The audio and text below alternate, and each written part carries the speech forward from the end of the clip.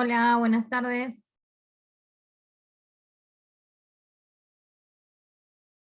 ¿Cómo están? Hola, profe. Hola, profe. Hola,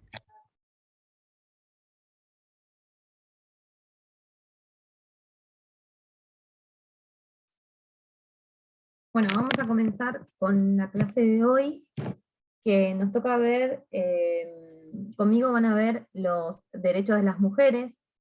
Eh, en esta primera clase lo que vamos a hacer es analizar la evolución del feminismo a lo largo de la historia.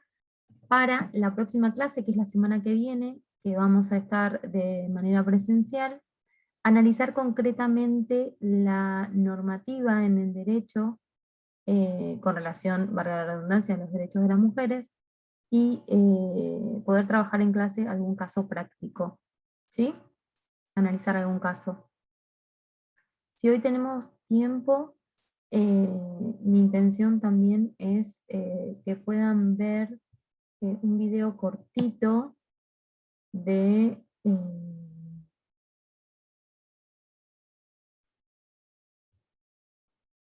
ya les digo, a ver si lo encuentro.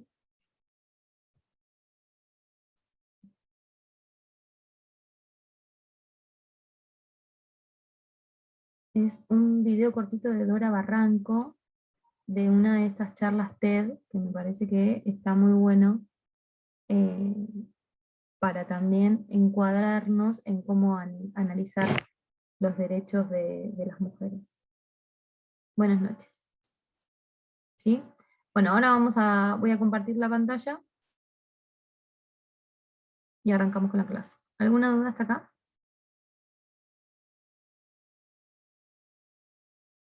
Perfecto. no, ninguna hasta ahora.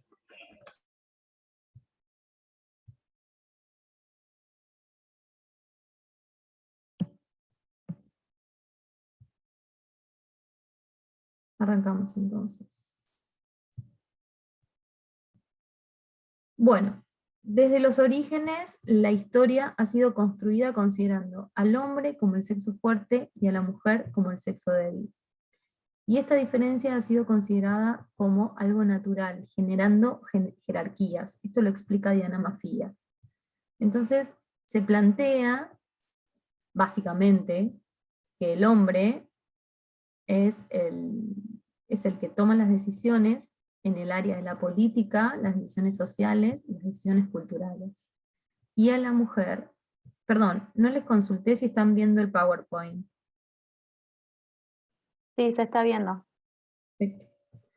Y a la mujer le queda reducida la toma de decisiones en el ámbito de la crianza de los hijos, del cuidado de la casa, de la atención del marido, ¿sí? Estos fueron los roles que históricamente y culturalmente siempre se le ha asignado a la mujer. Salvo en una etapa de la prehistoria, que no nos vamos a ir tan lejos, pero bueno, en una etapa de la prehistoria en donde la mujer era la proveedora, tenía un rol más fuerte y más activo dentro de lo que eran las tribus o dentro de lo que eran las familias con ese tipo de organización. Eh,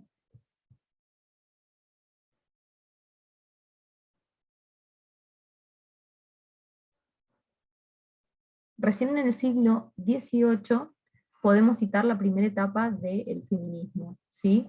Se dice que antes del siglo XVIII hubo algún tipo de mujer reaccionaria frente al patriarcado, ¿sí? Y frente a la cultura patriarcal, pero eran casos aislados. La verdadera organización se puede citar recién en el siglo XVIII a partir de la Revolución Francesa. ¿Sí? Y esta es una parte de la historia que, fíjense, que nosotros no hemos estudiado, ¿sí? Siempre se estudia la Revolución Francesa convencional, nunca nos han hablado del movimiento paralelo feminista que nació con la Revolución Francesa. Incluso ahora vamos a ver que incluso se hicieron publicaciones frente a los derechos del hombre y del ciudadano. Diana Mafia explica en este punto que la Revolución Francesa fue una revolución para obtener o para consagrar los derechos del hombre adulto, rico y blanco, ¿sí? Porque justamente en el siglo XVIII el ciudadano eran los hombres blancos, ricos y adultos, ¿sí? Eh, el resto no era considerado ciudadano, es decir, que no tenía derechos políticos. Avanzamos entonces. Acá podemos citar la primera etapa, como les decía. Comienza a surgir una toma de conciencia colectiva y se empieza a armar el movimiento feminista. La lucha de la mujer comienza a tener finalidades precisas a partir de la Revolución Francesa ligada a la ideología igualitaria y racionalista del iluminismo y a las nuevas condiciones de trabajo surgidas a partir de la Revolución Industrial. Olympe de Gouges, en su Declaración de los Derechos de la Mujer y Ciudadana, afirma que los derechos naturales de la mujer están limitados por la tiranía del hombre, situación que debe ser reforzada según las leyes de la naturaleza y la razón, por lo que fue guillotinada por el propio gobierno de Robespierre al que adhería, ¿sí? Ella comienza a darse cuenta de que la Declaración de los Derechos del Hombre y del Ciudadano no contenía los derechos de las mujeres, y publica la Declaración de los Derechos de la Mujer y la Ciudadana en 1791, por lo que le valió la vida, ¿sí? Por lo que finalmente es sometida a la guillotina. Dentro de esta etapa del proceso del feminismo, Mary Wollstonecraft, en 1792, escribe La Vindicación de los Derechos de la Mujer, planteando demandas inusitadas para la época. En este sentido, planteaba la igualdad de derechos civiles y políticos, laborales y educativos, y derecho al divorcio como libre decisión de las partes, ¿sí? Porque en esa época, si en algún lugar del mundo existía el divorcio, el que podía tomar la decisión era el hombre, pero no la mujer. Flora Tristán, también una mujer correspondiente a la primera etapa del feminismo en el siglo XIX, vincula las reivindicaciones de la mujer con las luchas obreras. Publica en 1842 La Unión Obrera, donde presenta el primer proyecto de una norma internacional de trabajadores y expresa: la mujer es la proletaria del proletariado. Hasta el más oprimido de los hombres quiere oprimir a otro ser, su mujer. Luego, ante la evolución de la historia, aparece la segunda etapa del feminismo. También en algunos libros la van a encontrar como la segunda ola del feminismo, que está representada por las sufragistas, ¿sí? ¿Quiénes eran las sufragistas? Eran las mujeres que venían a solicitar que les autoricen poder votar, poder participar de las elecciones del sufragio universal, ¿sí? Que hasta esa época no podían votar, el sufragio era calificado y solamente los hombres. Uno de los argumentos de los hombres, o del patriarcado, o del sistema, a los fines de no permitir el voto de las mujeres, estaba dado en una condición biológica de la mujer, en el sentido de que la mujer mensualmente tiene su periodo menstrual, y a partir de ello cambia su estado de ánimo. Entonces entendían que esa condición la convertía a la mujer en una persona que no podía pensar, si se quiere, determinados días del mes de una forma normal, y por esta razón se le impedía el voto. Este movimiento, los primeros movimientos sufragistas de la segunda ola o la segunda etapa del feminismo surgen en Estados Unidos y en Inglaterra. Fueron los países donde estos movimientos tuvieron mayores fuerzas y repercusión. En Estados Unidos las sufragistas participaron con las sociedades esclavistas en los estados norteños. En 1848 es convocada por Elizabeth Staton en una iglesia de Seneca Falls, el primer congreso para reclamar los derechos civiles de las mujeres. Una vez que termina la guerra civil, se concedió el voto a los negros, ¿sí? A las personas de color, a los afrodescendientes, pero no a las mujeres, lo que provocó una etapa de duras luchas.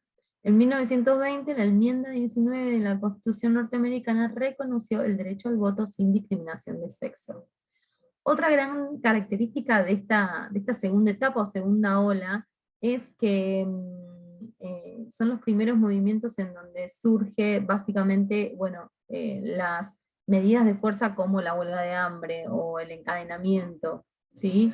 Estas fueron todas medidas ideadas, si se quiere, por estos grupos feministas. Incluso son grupos que se convierten bastante violentos en alguna etapa de su lucha al fin de lograr el sufragio, donde no se quedan solamente en la paz para reclamar sus derechos. Ah, no, pensé que tenía alguna pregunta. Bien. Continuamos entonces. En Gran Bretaña, las peticiones de las sufragistas provocan desde el siglo XIX algunos debates parlamentarios. En 1903 se crea la Women's Social and Political Union. Yo soy muy mala con el idioma inglés, ya se habrán dado cuenta. Hago todo un esfuerzo. Que dirigida por Emily Parker, organizó actos de sabotaje y manifestaciones violentas, propugnando la unión de las mujeres más allá de sus diferencias de clases. Declarada ilegal en 1913, sus integrantes fueron perseguidas y encarceladas. La Primera Guerra Mundial produjo un vuelco de la situación, el gobierno británico declaró la amnistía para las sufragistas y le encomendó la organización del reclutamiento de mujeres para sustituir la mano de obra masculina en la producción durante la guerra. Finalizada esta, se concedió el voto a las mujeres. En América Latina, el movimiento del sufragismo no tuvo la misma relevancia que en Estados Unidos y que en Europa, ¿sí? Solamente se redujo, digamos, a sectores considerados de élite, digamos, de a la alta sociedad. Tampoco las agrupaciones de mujeres socialistas lograron un eco suficiente al respecto. En la Argentina, desde sus comienzos, las luchas de las mujeres por los derechos se dividieron en una corriente burguesa y en otra de tendencia clasista y sufragista. En esta última militó Carolina Musilli, una joven obrera, escritora y militante socialista. Desde 1900 surgieron diversos centros y ligas feministas. En 1918 se fundó la Unión Feminista Nacional con el concurso de Alicia Moró de Justo. En 1920 se crea el Partido Feminista dirigido por Julieta Lanteri, que se presentó varias veces a elecciones nacionales. Julieta Lanteri fue la primera mujer a presentarse en una lista para ser electa, ¿sí? Pero las mujeres adquirieron un rol relevante en la escena política argentina recién con la figura de María Eva Duarte de Perón, que promovió en 1947 la Ley de Derechos Políticos de la Mujer. Si bien se logra de la mano de Eva Duarte de Perón el voto femenino, lo que se le reprocha, si se quiere, por parte del feminismo a Evita, es el tema de que fue una bandera como que fue una bandera conseguida por el Partido Justicialista y no por los movimientos feministas. O sea, siempre se lo adjudicó al Partido Justicialista y no a los movimientos feministas de nuestro país, ¿no? El feminismo como movimiento social o nuevo feminismo. Esta es la tercera etapa. Al finalizar la Segunda Guerra Mundial, las mujeres consiguieron el derecho a voto en casi todos los países europeos, pero paralelamente se produjo un reflujo de las luchas feministas. En esta etapa, ubicándolas como iniciantes del nuevo feminismo, se destacan los aportes de Simone de Beauvoir, de Beauvoir en El segundo sexo, y de Betty Friedan con el también consagrado Mística de la Feminidad. El denominado nuevo feminismo comienza a fines de los 70 del siglo XX en los Estados Unidos y Europa y se inscribe dentro de los movimientos sociales surgidos durante esa década en los países más desarrollados. Básicamente los ejes que se planteaban era la redefinición del concepto del patriarcado, ¿sí? el análisis de los orígenes de la opresión de la mujer, el rol de la familia, la división sexual del trabajo, el trabajo doméstico, la sexualidad, la reformulación de la separación del espacio público y privado a partir del eslogan lo personal es lo político, y el estudio de la vida cotidiana. Para que entiendan un poco de qué hablamos cuando hablamos de espacio público y privado. ¿Se acuerdan que cuando vimos recién la primera filmina, nosotros hicimos una diferenciación entre los roles asignados al hombre y los roles asignados a la mujer? ¿Sí? Históricamente, culturalmente, por la cultura patriarcal, ¿sí? El rol que se le asigna al hombre es el correspondiente a los espacios públicos. ¿Sí? Explica Diana Mafia que esto significa que el hombre es el que puede trabajar, el hombre es el que puede estudiar, el hombre es el que puede ocupar cargos de decisión política, ¿sí? Cargos de gobiernos. Entonces, en el ámbito público, como el hombre puede pensar de forma abstracta, ¿sí? Puede tomar ese tipo de decisiones.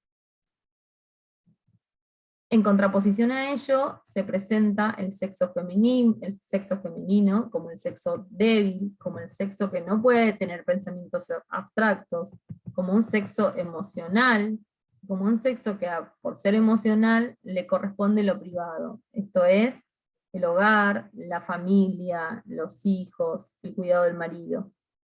¿Sí?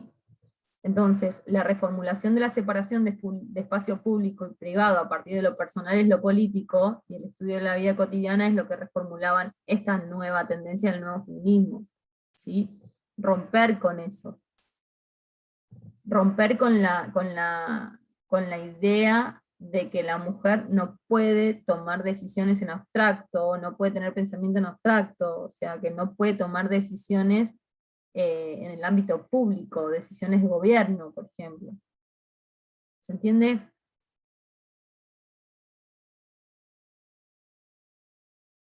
Esto no pasó hace mucho, ¿sí? Esto pasó década del 60, 70. Bien. El feminismo contemporáneo considera que la igualdad jurídica y política reclamada por las mujeres del siglo XIX, en general conquistadas en el siglo XX, si bien constituyó un paso adelante, no fue suficiente para modificar en forma sustantiva el rol de las mujeres. Las limitaciones del sufragismo eran las propias del liberalismo burgués, y se concebía la emancipación de la mujer como igualdad ante la ley, pero las causas de la opresión demostraron ser mucho más complejas y más profundas.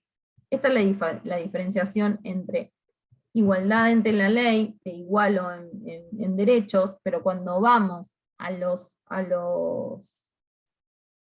hechos, existe una desigualdad estructural que igualmente a mí me impide acceder al derecho que vos me estás otorgando en la ley, en el papel, en la ley formal, ¿sí? Esa es la igualdad formal, que en definitiva no es la que alcanza. Necesitamos un paso más de igualdad, que es lo que se llama la igualdad real de oportunidades. ¿Sí? El nuevo feminismo asume como desafío demostrar que la naturaleza no encadena a los seres humanos y le fija su destino. No se nace mujer, se llega a hacerlo. Simón de Beauvoir. Por primera vez se cuestiona que por su capacidad de reproducir la especie, la mujer deba asumir como mandato biológico la crianza de los hijos y el cuidado de la familia. Se analiza el trabajo doméstico denunciando su carácter de adjudicado a esta por nacimiento y de por vida, así como la función social del mismo y su no remuneración. Todo ello implica una crítica radical a las bases de la actual organización social. ¿Sí? Esto de que son tareas de mujeres. Entiendo de que hoy por hoy, cuando hablamos de un matrimonio, en el caso de un matrimonio heterosexual entre una mujer y un hombre, por ejemplo, las tareas del hogar se comparten, cada uno hace su parte, ¿sí? Cosa de que en las épocas de nuestras abuelas era él te ayuda un montón con las tareas del hogar, como adjudicadas por nacimiento y por sexo, sí o sí, a la mujer de la casa. ¿Sí? Ya no se acepta al hombre como prototipo del ser humano, como universal. Luchamos sí porque no se nos niegue ningún derecho, pero luchamos sobre todo para acabar con la división de papeles en función del sexo, ¿sí? Con los estereotipos. Dentro del feminismo existen numerosos grupos con diversas tendencias y orientaciones, por lo cual es más correcto hablar de movimientos feministas. Podemos sintetizar estas corrientes en tres líneas principales: una radical, otra socialista y otra liberal, entrecruzadas por las tendencias de la igualdad y las diferencias, ¿sí? La más radical es la que reniega, si se quiere, de forma absoluta con el patriarcado, e incluso, por ejemplo, sostiene que la mujer si quiere no se debería depilar, porque eso es un estereotipo inculcado o establecido por la cultura patriarcal, el tema de los cuerpos, o por ejemplo, a ver, un feminismo liberal, si, no sé, Wanda Nara o la China Suárez, que hoy están en boca de todo el mundo, publica una foto exhibiendo su cuerpo y de forma sensual, un feminismo, la parte del feminismo liberal la aplaudiría y diría, sí, que haga con su cuerpo lo que quiera, porque es mujer y no debería ser juzgada por eso, porque puede mostrar todo su cuerpo, pero el feminismo radical la respetaría y le diría, está perfecto, hace con su cuerpo lo que quiero, pero en realidad la criticaría desde el punto de vista que está respondiendo o cumpliendo con los estereotipos correspondientes a lo que en definitiva espera el patriarcado de las mujeres. Mujeres bellas, con lindos cuerpos, con linda cara, ¿se entiende? La diferencia entre la posición del feminismo radical y la posición del feminismo liberal. ¿Sí? Sí. Bien. El feminismo radical sostiene que la mayor contradicción social se produce en la función del sexo y propugna una confrontación. Las mujeres estarían oprimidas por las instituciones patriarcales que tienen el control sobre ellas y fundamentalmente sobre su reproducción. El feminismo radical tiene como objetivo central retomar el control sexual y reproductivo de las mujeres y aumentar su poder económico, social y cultural, destruir las jerarquías y la supremacía de la ciencia, crear organizaciones no jerárquicas, solidarias y horizontales. Propone una revalorización de lo femenino planteando una oposición radical a la cultura patriarcal y a todas las formas de poder por considerarlo propio del valor, rechaza las organizaciones, la racionalidad y el discurso masculino. El feminismo socialista coincide con algún análisis y aportes del feminismo radical, reconociendo la especificidad de la lucha femenina, pero considera que ésta debe insertarse en la problemática del enfrentamiento global al sistema capitalista. Expresa también que los cambios en la estructura económica no son suficientes para eliminar la opresión de las mujeres relacionada con la explotación de clase, con la opresión de la mujer, planteando que ésta es explotada por el capitalismo y oprimida por el patriarcado, sistema que es anterior al capitalismo y que fue variando históricamente. Y los feminismos del siglo XXI, aquí se produce una importante institucionalización del movimiento, con la creación de ONGs, la participación de feministas en los gobiernos y organismos internacionales, y la creación de ámbitos específicos en el Estado, ¿sí? Desde su espacio en las universidades, el feminismo aumentó la investigación y la construcción de tesis, profundizando y complejizando sus reflexiones con mayor rigor académico. Se abrió notablemente el abanico de escuelas y propuestas, incluidas las referentes a la discusión estratégica sobre los procesos de emancipación. Los debates que se fueron suscitando a lo largo de la década dan cuenta de las preocupaciones y núcleos temáticos que se fueron desarrollando, así como los mitos que él o los feminismos fueron produciendo. Los movimientos que representan a esta última etapa de los nuevos feminismos, del nuevo feminismo, los nuevos movimientos feministas, es Ni Una Menos, Me Too, Aborto Legal, Seguro y Gratuito, y el 8 de marzo, ¿sí? Que son los movimientos que mayor trascendencia han tenido, al menos en nuestro país y en toda Latinoamérica.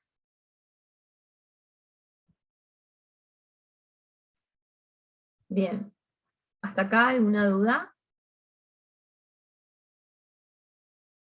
con relación a esto?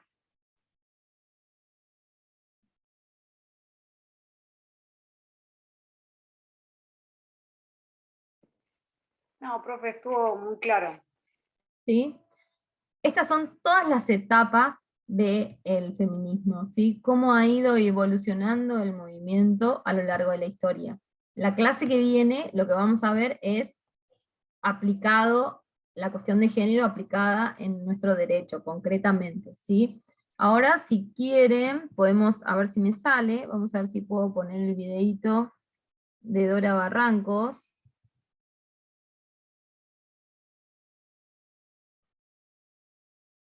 De No se nace feminista, ¿sí? En donde ella cuenta cómo es que llegó a ser feminista.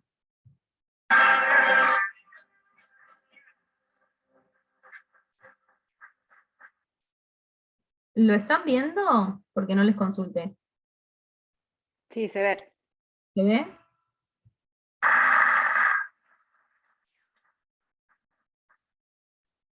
Como ustedes pueden imaginar, ni una mujer nace feminista.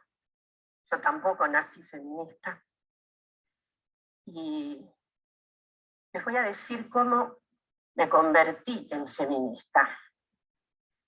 Yo vivía en Brasil, estaba exiliada por la dictadura militar hacia 1979, y había ocurrido un hecho trágico. Una maravillosa mujer de Minas Gerais, el lugar donde yo vivía, había sido ultimada a tiros en la playa de Bucios por su compañero, que alegó infidelidad.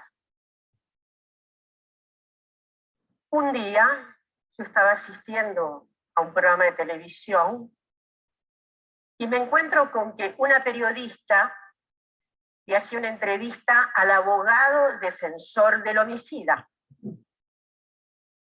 El abogado defensor era una figura prominente del derecho penal brasileño.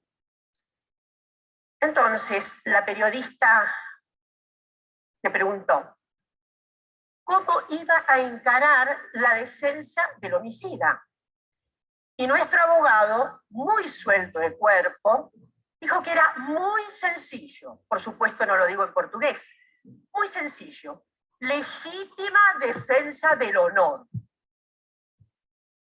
Por eso la había matado. Como ustedes pueden imaginar, eso me conmocionó. Yo, que era una justiciera en todos los sentidos, que abogaba por la equidad de todas las gentes, me di cuenta de que me faltaba un capítulo esencial a mí misma, y por lo tanto me obligué a estudiar, a repensar qué había pasado con las mujeres. ¿Qué había pasado con las mujeres en la historia? Y ahí entonces me deparé con el sistema patriarcal, que es un sistema de exclusiones, pero no solo de las mujeres, no solo de las mujeres. El sistema patriarcal también excluye a las otredades que no tienen la misma cartilla masculina. En esa búsqueda, obviamente me deparé con sobre todo lo que había pasado en el siglo XIX, que es un siglo de mucha exclusión para las mujeres. Entonces, fuimos al Código Napoleónico, 1804, código completamente imitado por nuestros países, que inferiorizaba a las mujeres jurídicamente. Las mujeres no podían educarse, ni trabajar, ni ser gerentas de sus propios bienes. pero voy a recordar que de la misma manera que hay un régimen de exclusión tan prominente, muchísimos varones comenzaron a acompañar el reclamo de las mujeres. Surgió el feminismo.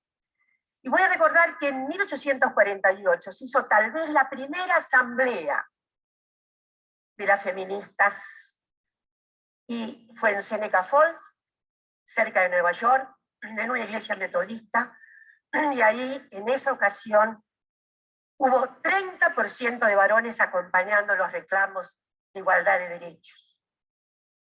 El siglo XIX, he dicho, fue especialmente duro con las mujeres. Era muy común pensar que las mujeres éramos mucho menos inteligentes que los varones. Voy a recordar a Gustave Le Bon, un sociólogo francés, que decía que la inteligencia femenina se compadecía con la de un gorila, y había que ver. Entonces, a mí me parece que hemos andado un largo camino, pero que faltan muchísimas cosas para conquistar la completa equidad entre los sexos. Voy a enunciar 4 dimensiones, a mi juicio, fundamentales para conseguir la equidad. En primer lugar, necesitamos parar, concluir definitivamente la violencia contra las mujeres. En la Argentina ya ha habido 3 grandes movilizaciones. El movimiento Ni Una Menos ha sido decisivo, y en estos días tuvimos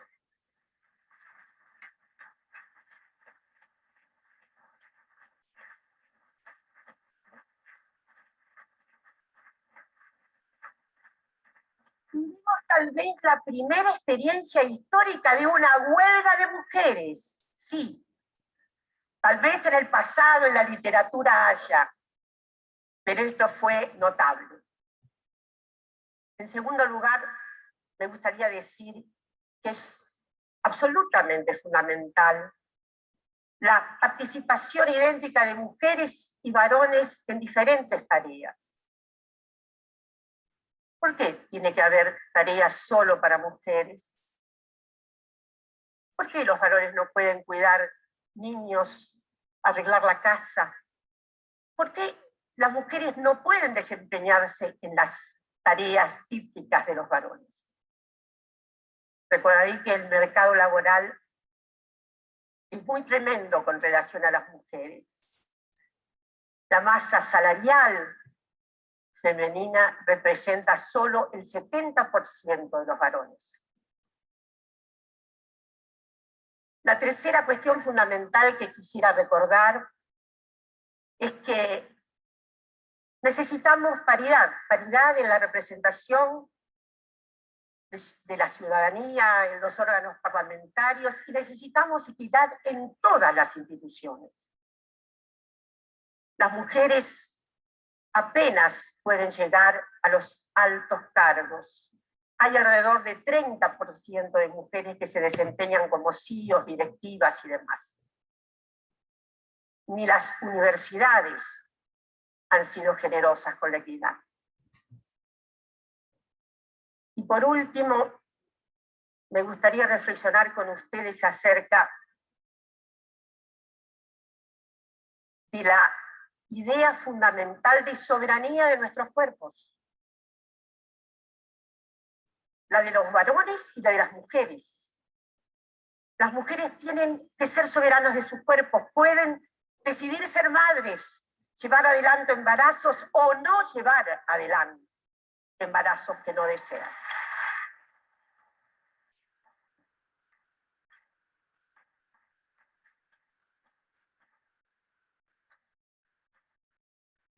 Necesitamos despenalizar el aborto en la Argentina.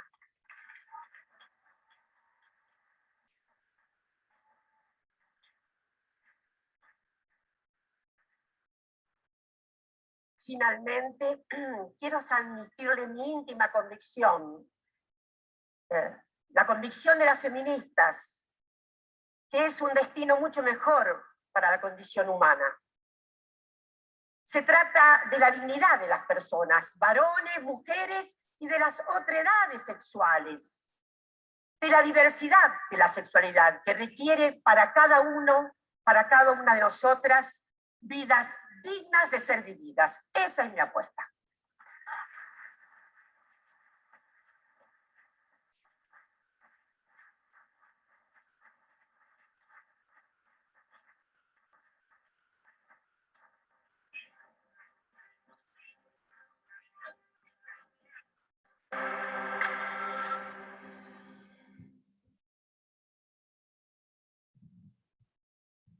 Bueno, si no tienen ninguna duda, ¿tienen alguna duda al respecto de todo lo que vimos hoy?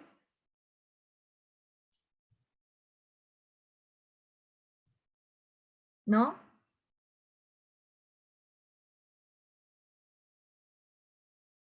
¿Nada? No, fue muy claro. Yo tomé nota de lo que fuiste diciendo y algunas cosas del PowerPoint, pero algunas no llegué. ¿El PowerPoint lo Voy a subí? subir. Sí, lo subo. Lo Está subo bueno los y- PowerPoint, pero ya, porque es como son un resumen perfecto, siempre. sí, Para sí, estudiar sí. después, voy a decir la verdad. Sí, este PowerPoint está, es como una guía de estudio, les va a servir. Les va a servir para que puedan, si se quiere, imprimirlo y puedan repasar. Igualmente conmigo tienen la clase que viene, que es presencial. Así que ahí vamos a poder avanzar sobre básicamente los derechos consagrados de las mujeres y vamos a tratar de ver algún caso práctico para que a ustedes les quede más claro el tema. O ejemplos prácticos charlados entre todos, va a ser mucho más dinámico y entretenido. ¿Sí? Bueno, nos vemos la Gracias, semana. profe. Sí, Gracias. Lautaro. Chao. Ah, No, está Nos bien. vemos. ¿está bien? Chao, Bueno, nos no. vemos la semana que viene Chao, entonces. Chao, gracias. doctora. Nos vemos. Hasta Chao. luego. Chao.